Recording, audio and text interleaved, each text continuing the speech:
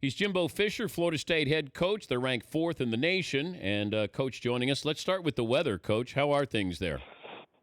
Like I said, we're out of power, and a lot of trees, power lines down. A lot of damage as far as houses and things like that, but nothing we can't recover from. But just get our feet back on the ground and go today. Could you host a game tomorrow if it was going to be tomorrow? That'd be real interesting. I mean, the town is really. I mean, there's a lot of structural damage as far as trees and a lot of down power lines. Again, like I said, there's no power here. I think there's one or two hotels in the city that even have power. Most of the power is out throughout the surrounding area, so I think it would be very tough. It probably would be hard to get everybody ready. It used to be the teams, the top teams, did not open up with other top teams. What happened? I mean, you're opening up with Ole Miss. You look at some of these other matchups: USC and Alabama, Houston, Oklahoma. These are all great matchups to open up the season. They really are. I mean, the kickoff games and more opportunities to do that, and there's more venues to do it in, and guys are. Strength of schedule increasing for playoff value, and I hope that is rewarded. That's what I'm anxious to see how I think that trend will stay there. I think if the committees reward that, if they don't, I don't think it will, because it doesn't make a lot of sense, because that's the ultimate goal. So that's going to be it's going to be very interesting on them how much you're punished for doing that and what goes on. But I think it also lets you find out where you're at. Where you start your conference schedule, you really want, and then also you get national attention for your program. You get media attention, and then you start to kickstart it and see where your problems are, and go from there. How involved are you with the schedule? We're very involved. I mean, in the beginning, I've been in these schedules. Last couple of years, we got to look at the future schedules now and see how much we can stay involved with that. I think it's very critical, because I think scheduling and doing things for your team at the right time, at the right place is a key element to success. But would you rather open with a team like Ole Miss or open with somebody that might be a little bit of a breather? I think it depends on your team. I really do. I think it depends on your team, the structure, how many guys lost. I mean, because I think it's unfair sometimes to put some young guys in that heat when they're not ready for it. I'm saying depending on how your program is, where you're established. That's one of the reasons we didn't mind doing it now. First couple of years, I was against it a little bit, because I wanted to reestablish Florida State and put us back up on the national spotlight. Now we've gotten up here, I feel very comfortable in these games. It does not bother me. But I think each team has to evaluate where its program is and where its team is each year or two, and then how you can kind of foresee the future of where your program is and what's going on before you make those decisions, in my opinion. He's Jimbo Fisher, Florida State head coach. He plays Monday night against Ole Miss.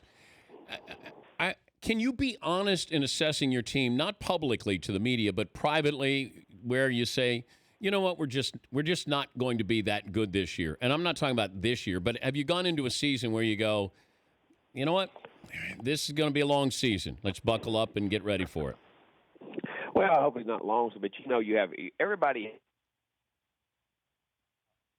See if you can reconnect with him, Fritzy. We researched your name, your first name, your real name there, Coach. So we were we weren't sure. My first name? Yeah. So you're J.J. Fisher Jr.? Yes. Do you like John James? Does anybody call you John?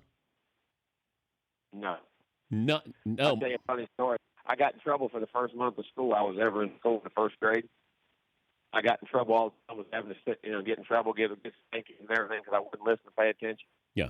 And my great aunt, who actually named me Jimbo, happened to be the secretary at the school, and the teacher walked up and said, and finally told her, the teacher told her, said, I'm going to have John tested for a hearing, but I think he doesn't hear. He can't, he may have some other issues.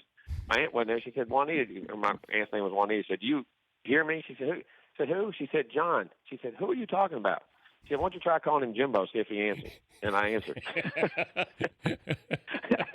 I never got in trouble since. I never got in trouble for not listening anymore. No one ever called me John. Ever. What about, I guess, I don't know if this is a coming out party for Dalvin Cook, but it might be for a lot of people who are not aware just how talented, and I know he's been there, but I get that feeling that this could be one of those where you go, boy, that running back is great. How good is Cook, in your opinion? Oh, I think he's very special. I really do. I think he has great instincts, great skill for the game, loves the game, studies the game, understands blocking schemes, and very natural with the ball. Everybody sees him when he's so fast as he runs fast. only when he has to. And I say that in regard because he's a natural back with the ball. And what I mean is very patient, has great pace to his runs, understands his schemes, and then when it's time to hit it, he hits it. You know what I mean? He can really time it up and catches the ball well, can block.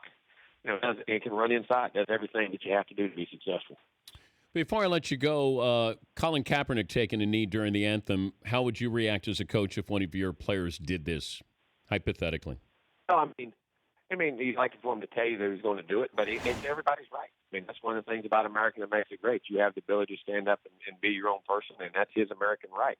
And to make sure that, while you're doing it, you believe in it, and you think it's something that can impact change. I mean, those are things that's what makes our country what it is. And so, but hopefully they would discuss those issues as they would do them. But, because I would be very respectful. I mean, that's part of being American.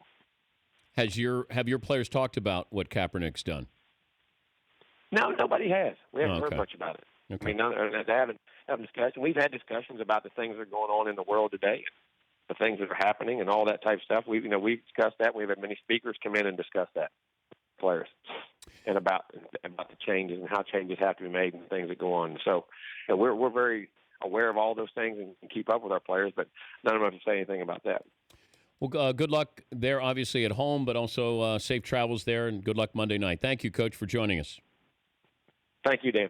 That's Jimbo Fisher. You may know him as John.